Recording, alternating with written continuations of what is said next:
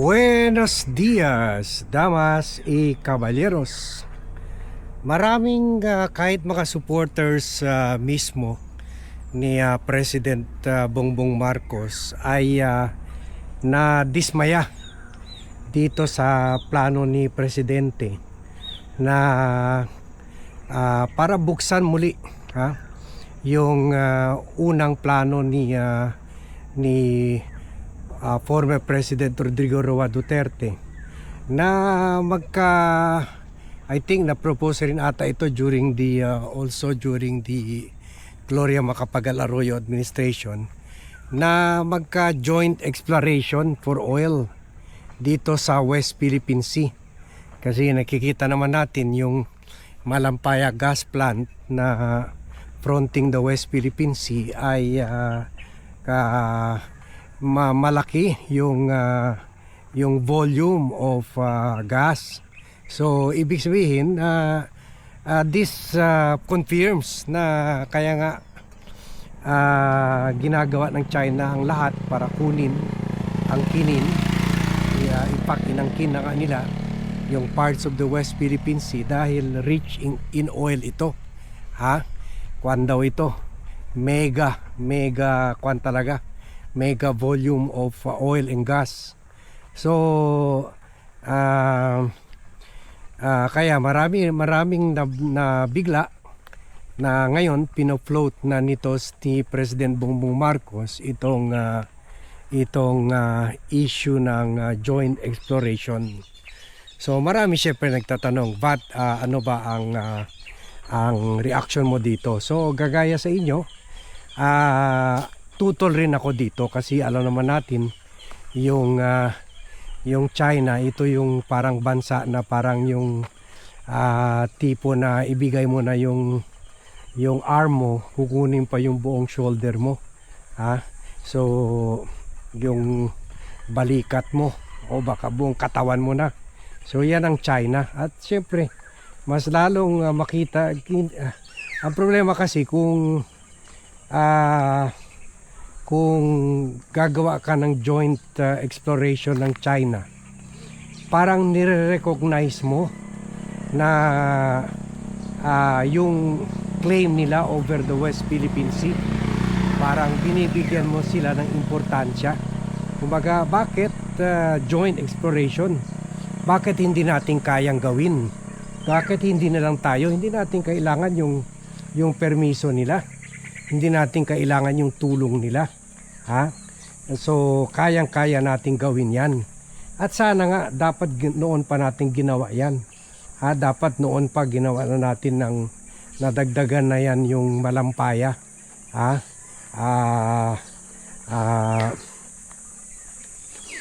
Gas yung pagbimina ng gas sa iba't ibang areas ng West Philippine Sea.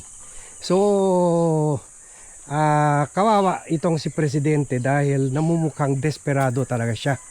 Katapos meron din sila sinasabi ngayon na nagko-coordinate sila sa Iran para daw i-declare ang Pilipinas na hindi belligerent country or hindi tayo kalaban ng Iran, at dapat hayaan dumaan dyan yung mga barko ng oil intended for the Philippines.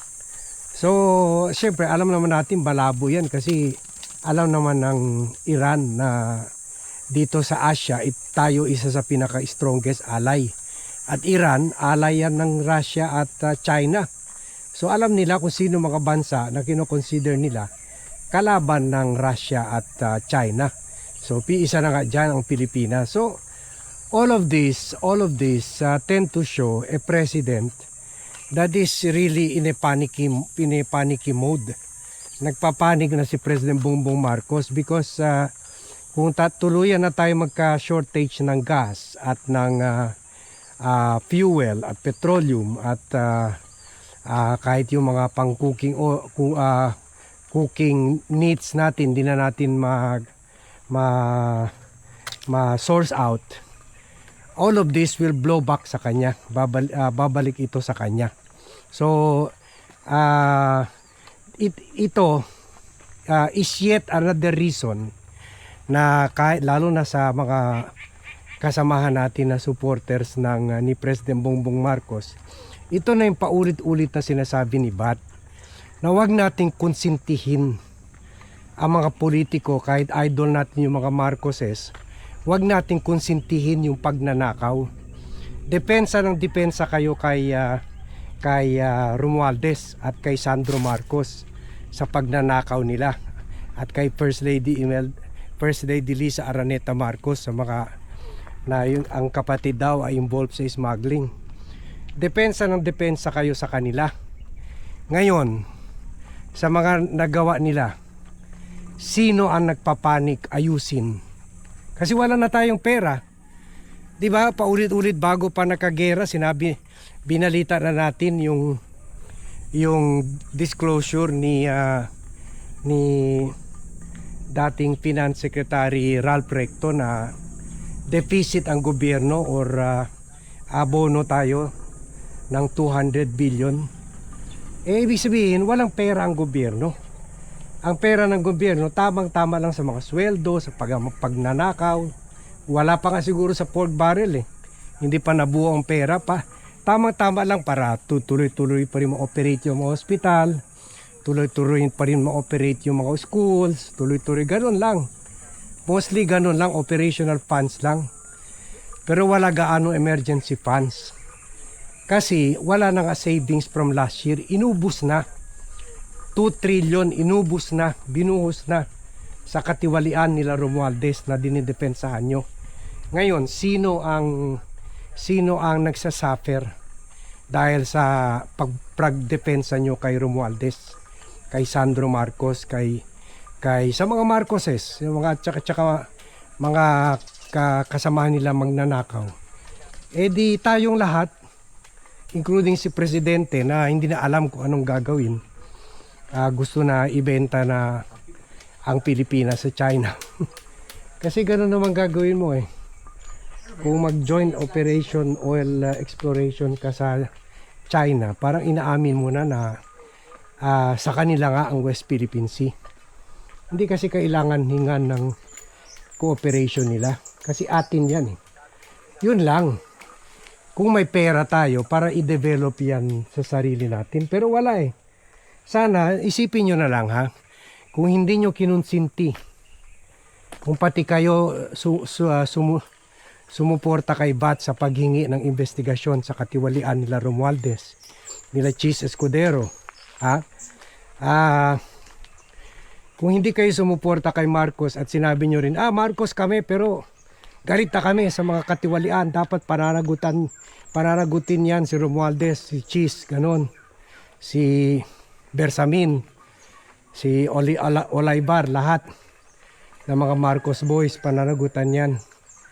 Sana kahit papaano na-recover natin yung mga nakaw na pera natin.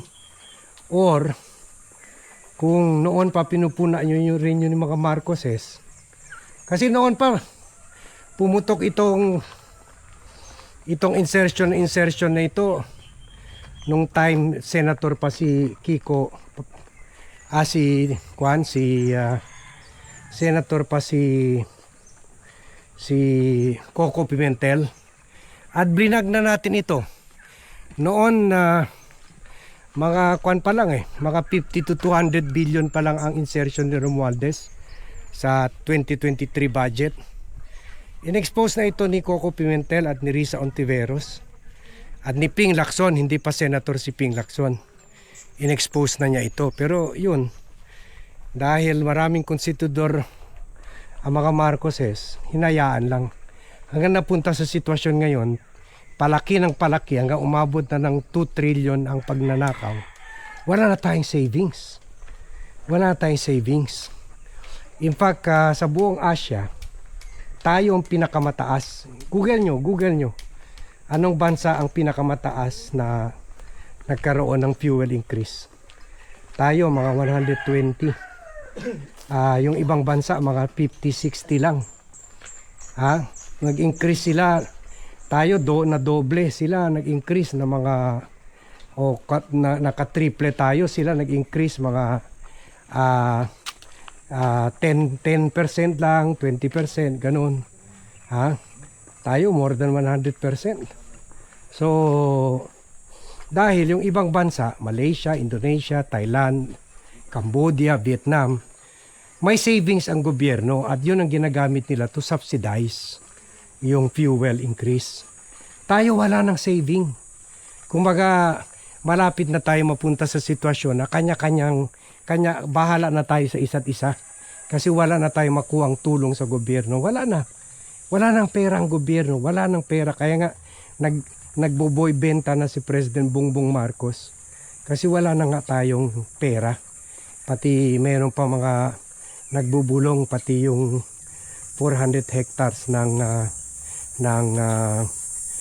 National Bilibid Prisons ay ibenta na rin. So ganun kadesperado ang gobyerno. Ha? Hindi ba nakakahiya yan on the part of President Bongbong Marcos na nagmamakaawa na siya, napunta na siya sa sitwasyon kung saan nagmamakaawa na siya sa China. Di ba? Pinagtatawanan na siya ng mga DDS nito at ng China at ng buong mundo. Ha? Nagmamakaawa siya sa Iran. Samantala, nakaalyado tayo sa Amerika. Ang China ang nakaalyado sa Iran. So, namumukhang kawawa, desperado at tuliro na ito si Presidente. Hindi na alam ko anong gagawin. Pero hindi ganyan mangyari kung malaki ang saving ng gobyerno. Kung meron man sobra budget, sana nilalaan sa savings, sa National Treasury. At hindi ninanakawan. Ang ginawa nila Romualdez, kulang na nga ang revenue ng gobyerno or earning ng gobyerno. Pinalaki pa yung budget para yung anakaw nila babayaran ng taong bayan. Kumbaga, embes kukunin lang nila yung nangongolekta, yung pera kinokolektahan ng taxes, ng BIR, ng Bureau of Treasury, ng OGCC o ng mga revenue earning government agencies, like the Bureau of Customs, NAIA, PAGCOR. Kaysa pera lang ng budget kukunin nila, dinadagdagan pa nila para makabuo yung budget. For example, ang budget ng DBM, Department of Budget and Management, ay 5 trillion. Gagawin nila 6 trillion para yung 1 trillion kukunin sa utang. Kaya 3 years parang ang Marcos administration, nagkautang na ng 18 trillion na utang natin. 18 trillion na by now. I-google nyo, meron yan announcement ng Department of Finance. 18 trillion, almost 19 trillion. Ibig sabihin, from the time ni Duterte, nadagdagan na ng 5 trillion ni President Bongbong Marcos. Yan, 3 taon pa lang, 5 trillion na. Ibig sabihin, by the time matapos si Marcos, magiging 10 trillion na nadagdagan ni President Bongbong Marcos. Tatalunin pa niya sa Duterte na kahit COVID, 8 trillion na nadagdagan. Kasi nung time ni Pinoy, 5 trillion lang ang utang natin. At nang time naman ni Gloria, 4 trillion lang. Kumbaga pinakamaliit na dagdagan na utang sa time ni Pinoy. Si Gloria 2.5 trillion eh. Kasi nung time ni Erap, 2.5 trillion lang ang utang natin. Kay Gloria naging 5 trillion. Kay Pinoy naging naging 5 trillion. So iniwan ni Erap 2.5.